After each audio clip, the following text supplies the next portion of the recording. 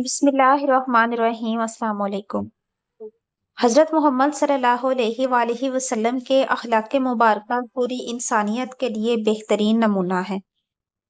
آپ صلی اللہ علیہ وآلہ وسلم نے اپنی زندگی کے ہر پہلو میں صبر، برداشت، عاجزی، سچائی، رحم دلی اور عدل کا عملی مظاہرہ کیا۔ قرآن پاک میں اللہ تعالیٰ نے فرمایا ہے، اور بے شک آپ بلند ترین اخلاق کے مالک ہیں۔ اس ویڈیو میں ہم حضور علیہ السلام کی سیرت طیبہ کے روشن پہلوؤں اور آپ علیہ السلام کے اعلیٰ اخلاق سے سیکھنے والے سبق بیان کریں گے۔ آئیے جانتے ہیں کہ ہم اپنی زندگی میں کس طرح حضور علیہ السلام کے اخلاق کو اپناتے ہوئے کامیاب ہو سکتے ہیں۔ آپ صلی اللہ علیہ وآلہ وسلم کے اخلاق حسنہ کے بارے میں اللہ کی مخلوق سے کیا پوچھنا، جبکہ خود خالق اخلاق نے یہ فرما دیا، یعنی اے حبیب، بلا شبہ آپ اخلاق کے بڑے درجے پر ہیں۔ آج تقریباً 1400 برس گزر جانے کے بعد دشمنان رسول کی کیا مجال کہ آپ کو بد اخلاق کہہ سکیں۔ اس وقت جب کہ آپ اپنے دشمنوں کے مجمع میں اپنے عملی کردار کا مظاہرہ فرما رہے تھے، اللہ تعالیٰ نے قرآن کریم میں اعلان فرمایا، جس کا ترجمہ ہے، اے حبیب، اللہ کی رحمت سے آپ لوگوں سے نرمی کے ساتھ پیش آتے ہیں۔ اگر آپ کہیں بد اخلاق اور سخت دل ہوتے تو یہ لوگ آپ کے پاس سے ہٹ جاتے۔ دشمنان رسول نے قرآن پاک کی زبان سے یہ اللہ کا اعلان سنا، مگر کسی کی مجال نہیں ہوئی کہ اس کے خلاف کوئی بیان دیتا یا اس آفتاب سے زیادہ روشن حقیقت کو جھٹلاتا، بلکہ آپ کے بڑے سے بڑے دشمن نے بھی اس کا اعتراف کیا کہ آپ بہت ہی بلند اخلاق، نرم خو اور رحیم و کریم ہیں۔ بہرحال حضور نبی کریم صلی اللہ علیہ وآلہ وسلم محاسن اخلاق کے تمام گوشوں کے جامع تھے، یعنی حلم و عفو، رحم و کرم، عدل و انصاف، جود و سخا، اثار و قربانی، مہمان نوازی، شجاعت، ایفائے عہد، حسن معاملہ، صبر و قناعت، نرم گفتاری، مساوات، غمخواری، سادگی و بے تکلفی، تواضع و انکساری، حیاداری کی اتنی بلند منزلوں پر آپ فائز و سرفراز ہیں کہ حضرت عائشہ رضی اللہ تعالی عنہا نے ایک جملے میں اس کی صحیح تصویر کھینچتے ہوئے ارشاد فرمایا، یعنی تعلیمات قرآن پر پورا عمل، یہی آپ کے اخلاق تھے۔ چونکہ تمام عملی اور اخلاقی کمالات کا دار و مدار عقل ہی پر ہے، اس لیے حضور صلی اللہ علیہ وآلہ وسلم کی عقل کے بارے میں بھی کچھ تحریر کر دینا انتہائی ضروری ہے۔ چنانچہ اس سلسلے میں ہم یہاں صرف ایک حوالہ تحریر کرتے ہیں کہ وہب بن منبع نے فرمایا کہ میں نے 71 کتابوں میں پڑھا کہ جب سے دنیا عالم وجود میں آئی ہے، اس وقت سے قیامت تک کے تمام انسانوں کی عقلوں کا اگر حضور صلی اللہ علیہ وآلہ وسلم کی عقل شریف سے موازنہ کیا جائے تو تمام انسانوں کی عقلوں کو حضور علیہ السلام کی عقل سے وہی نسبت ہوگی جو ایک ریت کے ذرے کو تمام دنیا کے ریگستانوں سے نسبت ہے، یعنی تمام انسانوں کی عقلیں ایک ریت کے ذرے کے برابر ہیں، اور حضور علیہ السلام کی عقل تمام دنیا کے ریگستانوں کے برابر ہے۔ حضرت زید بن ثانہ جو پہلے ایک یہودی عالم تھے، انہوں نے حضور صلی اللہ علیہ وآلہ وسلم سے کھجوریں خریدی تھیں۔ کھجوریں دینے کی مدت میں ابھی 2 دن باقی تھے کہ انہوں نے بھرے مجمع میں حضور علیہ السلام سے انتہائی تلخ و ترش لہجے میں سختی کے ساتھ تقاضا کیا، اور آپ کا دامن اور چادر پکڑ کر نہایت تند و تیز نظروں سے آپ کی طرف دیکھا اور چلا چلا کر یہ کہا کہ اے محمد، تم سب عبد المطلب کی اولاد کا یہی طریقہ ہے کہ تم لوگ ہمیشہ لوگوں کے حقوق ادا کرنے میں دیر لگایا کرتے ہو، اور ٹال مٹول کرنا تم لوگوں کی عادت بن چکی ہے۔ یہ منظر دیکھ کر حضرت عمر رضی اللہ تعالیٰ عنہ آپے سے باہر ہو گئے اور نہایت غضبناک اور زہریلی نظروں سے گھور کر کہا، اے اللہ کے دشمن، تو اللہ کے رسول سے ایسی گستاخی کر رہا ہے۔ اللہ کی قسم، اگر حضور کا ادب مانے نہ ہوتا تو میں ابھی ابھی اپنی تلوار سے تیرا سر اڑا دیتا۔ یہ سن کر آپ علیہ السلام نے فرمایا کہ اے عمر، تم کیا کہہ رہے ہو؟ تمہیں تو یہ چاہیے تھا کہ مجھ کو ادائے حق کی ترغیب دے کر اور اس کو نرمی کے ساتھ تقاضا کرنے کی ہدایت کر کے ہم دونوں کی مدد کرتے۔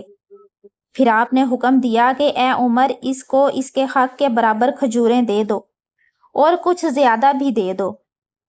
حضرت عمر نے جب حق سے زیادہ کھجوریں دی تو حضرت زید بن ثانہ نے کہا، اے عمر، میرے حق سے زیادہ کیوں دے رہے ہو؟ آپ نے فرمایا، چونکہ میں نے ٹیڑھی نظروں سے تمہیں دیکھ کر تمہیں خوفزدہ کر دیا تھا، اس لیے حضور علیہ السلام نے تمہاری دل جوئی کے لیے تمام حق سے زیادہ دینے کا مجھے حکم دیا ہے۔ یہ سن کر حضرت زید بن ثانہ نے کہا، اے عمر، کیا تم مجھے پہچانتے ہو؟ میں زید بن ثانہ ہوں۔ حضرت عمر نے فرمایا، تم وہی زید ہو جو یہودیوں کا بہت بڑا عالم ہے؟ انہوں نے کہا، جی ہاں۔ یہ سن کر حضرت عمر نے دریافت فرمایا کہ پھر تم نے حضور علیہ السلام کے ساتھ ایسی گستاخی کیوں کی؟ حضرت زید نے جواب دیا کہ اے عمر، دراصل بات یہ ہے کہ میں نے تورات میں نبی آخر الزمان کی جتنی نشانیاں پڑھی تھیں ان سب کو میں نے ان کی ذات میں دیکھ لیا، مگر 2 نشانیوں کے بارے میں مجھے ان کا امتحان کرنا باقی رہ گیا تھا۔ ایک یہ کہ ان کا حلم جہل پر غالب رہے گا، اور جس قدر زیادہ ان کے ساتھ جہل کا برتاؤ کیا جائے گا اسی قدر ان کا حلم بڑھتا جائے گا۔ چنانچہ میں نے اس ترکیب سے ان دونوں نشانیوں کو بھی ان میں دیکھ لیا، اور میں شہادت دیتا ہوں کہ یقیناً یہ نبی برحق ہیں، اور اے عمر، میں بہت ہی مالدار آدمی ہوں۔ تمہیں گواہ بناتا ہوں کہ اپنا آدھا مال حضور صلی اللہ علیہ وآلہ وسلم کی امت پر صدقہ کر دیا۔ پھر یہ بارگاہ رسالت میں آئے اور کلمہ پڑھ کر دامن اسلام میں آ گئے۔ جنگ احد میں عتبہ بن ابی وقاص نے آپ کے دندان مبارک کو شہید کر دیا، اور عبداللہ بن کمیہ نے چہرہ انور کو زخمی اور خون آلود کر دیا، مگر آپ نے ان لوگوں کے لیے اس کے سوا کچھ نہ فرمایا۔ اے اللہ، میری قوم کو ہدایت دے، یہ لوگ مجھے نہیں جانتے۔ خیبر میں زینب نامی یہودی عورت نے آپ کو زہر دیا، مگر آپ نے اس سے کوئی انتقام نہیں لیا۔ لبید بن عاصم نے آپ پر جادو کیا اور بذریعہ وحی اس کا سارا حال معلوم ہوا، مگر آپ نے اس سے کچھ مواخذہ نہیں فرمایا۔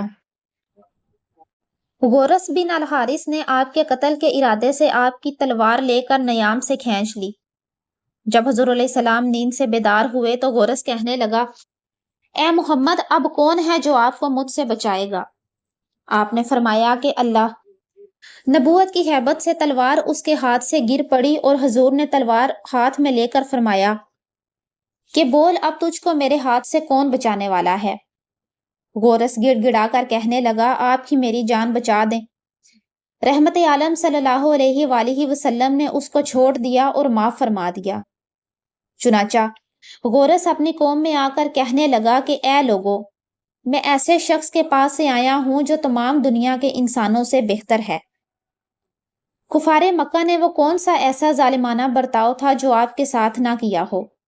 مگر فتح مکہ کے دن جب سب جبار قریش، انصار و مہاجرین کے لشکروں کے محاصرے میں مکسور و مجبور ہو کر حرم کعبہ میں خوف و دہشت سے کانپ رہے تھے، اور انتقام کے ڈر سے ان کے جسم کا ایک ایک بال لرز رہا تھا، رسول رحمت نے ان مجرموں کو یہ فرمایا کہ چھوڑ دیا اور معاف کر دیا، یعنی ترجمہ ہے، آج تم سے کوئی مواخذہ نہیں ہے، جاؤ تم سب آزاد ہو۔